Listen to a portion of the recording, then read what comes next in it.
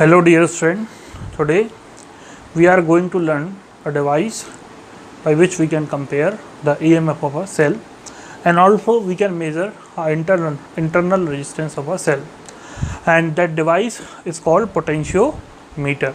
Okay, so basically potentiometer is a arrangement of two circuits, okay, one over other, so that we can find or we can compare the EMF of a cell. So look at the primary circuit, okay, look at the primary circuit of the potentiometer. Okay, so in the primary circuit we have a battery of known we have a known battery of known potential difference, known internal resistance, whatever. Okay, now that here there is a key, and here there is a rheostat, and here. Now the two ends of this circuit are connected to a 10-meter long wire. In the potentiometer there is a 10-meter long wire. So suppose this point is A and this point is B. Okay, so we connect the two ends of a wire with the two ends of a this circuit. The one end is A and other end is B. Now what happened? The potential, there must be some potential difference. So let's suppose the potential difference at A is V, and at B it is 0. Okay. Now this is the primary circuit. It is the primary circuit. Now the length of this wire is known. We assume that the area of cross section and the resistivity of this wire is constant, and you also know the magnitude of current which is flowing in this primary circuit is constant. Now there is a potential difference V minus 0, and V minus 0 is equal to, that potential difference is equal to I times R, where R is the resistance of this wire. So we are calculating simply what is the relationship between the potential difference and length. Okay, so potential difference between these two wire is V, which is equal to the IR. Okay, that is according to the Ohm's law. Now what we know is V equal to I, R can be written as rho L upon A. Now this wire AB, this 10-meter long wire, have a constant resistivity, have a constant current, and have a constant area. So these terms is constant. Okay, so from that we get a proportionality, that V is proportional to L. Okay, so here the fall of potential difference, along this wire is directly proportional to the length of the wire, or we can say V is equal to some constant into length, or V upon L equal to that constant. So that constant, that K, that constant is nothing but the potential gradient. That potential gradient shows that how much potential drop, how much potential fall with respect to length. Okay, how much potential has been fall with respect to length, that is given by the potential gradient, and which is nothing but K. Okay, now let's suppose the value of K is 0.2 volt per centimeter. Okay, so let's suppose this is the 10 centimeter. So V equal to KL. So here the potential, suppose here the potential is 10, here the potential is 10. So the value of K, is 0.2. let's suppose the obtained value. Okay, I am not going how to obtain this value. We can surely obtain the value of V by this equation. Okay, so let's suppose 0.2 volt per meter is the potential gradient. Now over a 10 centimeter, okay, in over a 10 centimeter the potential drop will be 2. Okay, because V equal to K into L. K is 0.2, L is 10 centimeter, so it is 2. So 10 minus 2 is 8. Okay, now let's suppose again for next 10 centimeter the value of potential difference is again 2, so it is dropped by 6. So here we came to know that along this wire there is a drop of potential. And along this wire a constant potential gradient exists, which I am saying, suppose this is 0.2 volt per centimeter.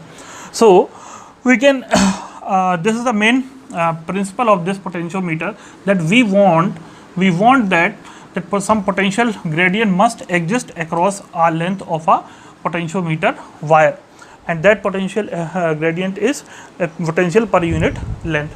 Okay, so this is the primary circuit. Now let's suppose we connect another battery whose EMF has to be known across this circuit.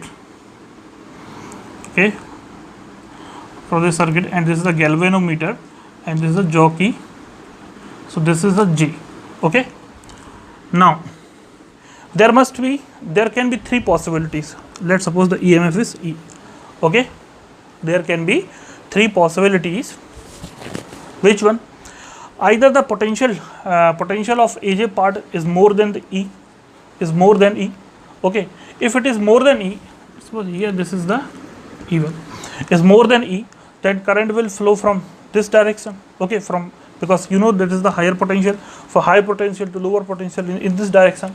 If the potential difference of E is greater than this AJ part, then current will flow from E to this part, like that. Now if by sliding the jockey, if we get a null point, so that the potential difference between the AJ and the E is same, at that null point the potential difference of E must be equal to the potential difference across the AJ. Okay, and potential difference across the AJ is nothing but V equal to K into L. So whatever the length we found, we multiply with this constant, K. Okay, and we get the value of potential. So what we are saying that at the null point we get a length, and at a null point the potential difference across the AJ should be equal to E. So at null point the potential difference across the AJ should be equal to E, and that can be calculated by the multiplication of the potential gradient and the length which we have find. Suppose this length is L1, so that length can be multiplied with this potential gradient, so we can find the potential, we can find the EMF of this cell. Now let's suppose we connect the another cell. Let's suppose this is a very simple thing.